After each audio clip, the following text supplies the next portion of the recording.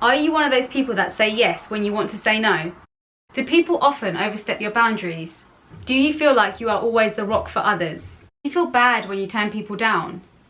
In other words, are you a people pleaser? If you answered yes to any of these questions and you want to learn how to change this, then keep on watching. So what is a people pleaser? This is someone who continuously puts the needs of others before their own. They often want to keep the peace and make everyone happy, but it's usually to the detriment of what they want or need. By doing this, what it implies is that the person you're sacrificing your needs and wants for is more worthy than you are. Of course, there may be scenarios where you need to put someone else's needs before your own. However, if this becomes a continuous thing, it'll have a massive negative effect on the quality of your life and in you achieving your own goals, dreams and desires. So why can people pleasing be harmful to you? People pleasing can become a problem if you are always putting other people's needs and wants ahead of your own. It can become very draining if you're sacrificing yourself. You can become exhausted, unhappy, resentful if you're always putting someone else or other people ahead of your own needs. It's so important to give to yourself first, because when you give to yourself, although some people think that this is selfish, when you give to yourself, you're filling up your own tank. So what you also offer to other people is the best that you can offer. You're not giving from an empty tank, you're giving from a full tank, because you've chosen to put yourself first and give people more of yourself. You'll be happier, you'll feel better, you'll have more energy, so you can give back more and you can give back better, a better quality if you first give to yourself. The idea is not to just stop helping other people and stop giving to other people. It's all about having a good proportion between being able to give to yourself and knowing when you're full enough to give to others, and in certain instances knowing when you need to say no, because you know that that situation and that giving is just going to make you feel drained and unhappy. So this is something that we both personally had really struggled with. We found ourselves as we were growing up always to want to be the rock and always try and help other people because we thought that was the right thing to do.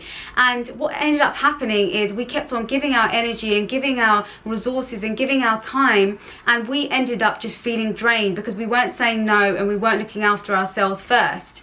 So we're going to tell you about the tips that we use and the tools that we use to completely turn this around so that we could stop actually people pleasing and be able to give to others but give to ourselves first. So our first tip is to realize that every adult is responsible for themselves. You yourself are responsible for yourself and your own problems and challenges. We are all responsible for our own happiness. So next time someone tries to put a problem or their issue on you, realize that you have a choice.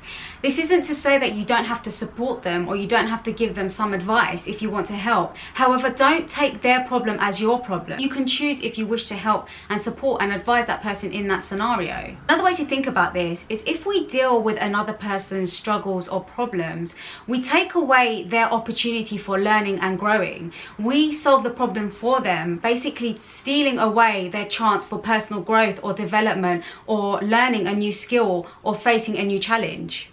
So I think it's okay if you want to help someone as a one-off or every so often, but if that person starts to become reliant on you, then yeah, exactly, you're taking away their opportunity to gain their own strength and their own understanding and knowledge on how they can get themselves out of the problem. We can't always keep on rescuing them because that actually takes away from them to be able to give and serve themselves. So our second tip is, before you commit, ask. So before you commit to helping someone or doing something for someone, ask yourself, do I want to do this and do I have the capacity to take this on? If the answer is a straight no, then find a nice way of saying no.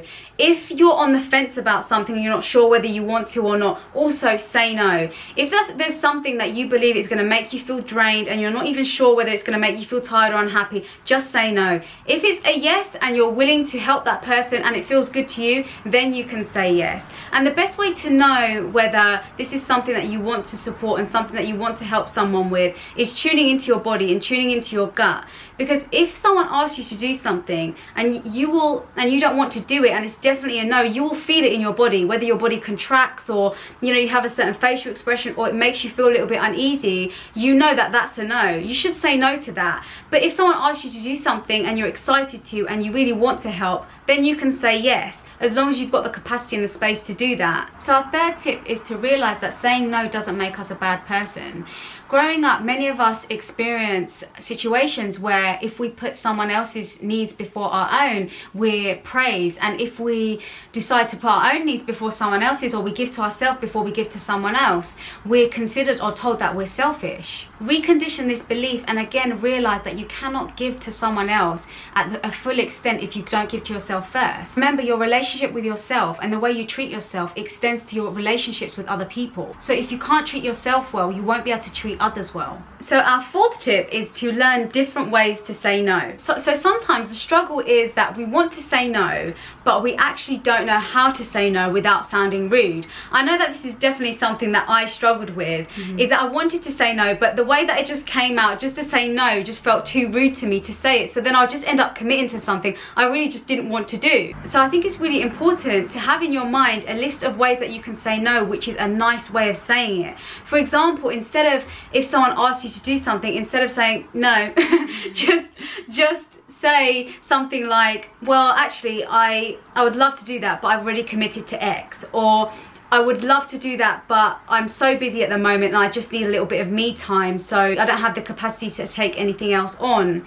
Or if someone asks you to lunch, say, do you know what, I can't make lunch, but maybe a 10-minute phone call. Maybe if someone is asking you to do something, you really don't want to do it, maybe say no, but thank you so much for thinking of me. And just have these little phrases in your mind that you can use when someone's asking you to do something and you don't want to be rude in a way of saying no. This makes it so much easier to say no, because it already eliminates the fact that you're scared of being rude, and that was something that I struggled with so much. So having these phrases is really, really helpful. Our fifth tip is to accept that you cannot make everyone happy. As long as you're being honest and true to yourself, that's all that can really be expected of you. You don't have to be liked by everyone and always keep the peace. Naturally, some of us try really hard to avoid conflict and be liked, but you do not want to have to do this at the sacrifice of your happiness, your well-being and your joy. That's it for today, guys. We hope you enjoyed the video. If you did like it, please like, share, subscribe and comment, and until next time, thanks for watching. Bye.